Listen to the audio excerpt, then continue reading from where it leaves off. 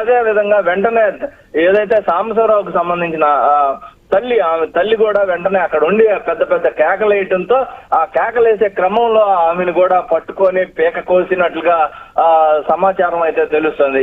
ఈ సంఘటన మొత్తంగా ఏదైతే సాంబశివరావు తల్లి రక్తపు మడుగులో పడి ఉండటం జరిగిపోయింది. అయితే వెంటనే సాంబశివరావు అయితే చనిపోయిన పరిస్థితి, సాంబశివరావు తల్లి అయితే మృత్యువుతో పోరాడుతున్న పరిస్థితి అయితే ఉంది. అయితే సాంబశివరావుకు సంబంధించిన ఏదైతే అతని తండ్రి బయట వేరే రోడ్డు మీద బయట ఎక్కడో వేరే తన ఫ్రెండ్స్ తో అక్కడ ఉండటం జరుగుతుంటో అతను మిస్ అయ్యాడని కూడా చెప్తున్నారు. అదే క్రమంలో అతను కూడా ఉంటే అతను కూడా హత్య చేసే వాళ్ళు అనేది కూడా స్థానికంగా చెప్తున్నారు. మొత్తంగా ఈ యొక్క హత్యకు సంబంధించి వారందరూ కూడా ఏదైతే ఈ పోలీసులు అయితే ఏదైతే హత్యకు పాల్పడిన ఆ వ్యక్తిని అయితే ఆ వ్యక్తితో పాటు ఉన్న ఫ్రెండ్స్ ని కూడా పట్టుకోవడం జరిగింది.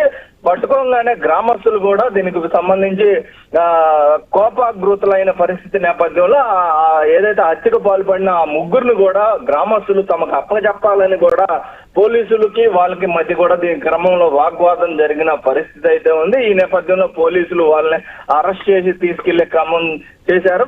ఏదైతే గ్రామస్తుల దగ్గర నుంచి విడిపించుకొని తీసుకెళ్లే ప్రయత్నం అయితే చేసిన క్రమంలో పోలీసులకి గ్రామస్తులకి మధ్య చిన్న వాగ్వాదం చోటు చేసుకుంది. మొత్తంగా ఏదైతే కుటుంబ కలహాల నేపథ్యంలో 2 హత్యలు జరగటం గ్రామంలో గ్రామస్తులందరినీ కూడా కలిసివేసే పరిస్థితి నెలకొంది. మొత్తంగా వారందరినీ కూడా ఏదైతే వాళ్ళు హత్యకు పాల్పడిన నిందితులు మైనర్లుగా కూడా చెప్తున్నారు. మొత్తంగా పోలీసు విచారణలో అయితే ఇదంతా తేలనుంది.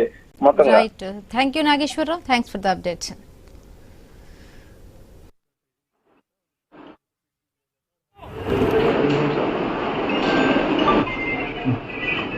డిఎస్పీ గారు వచ్చారు మన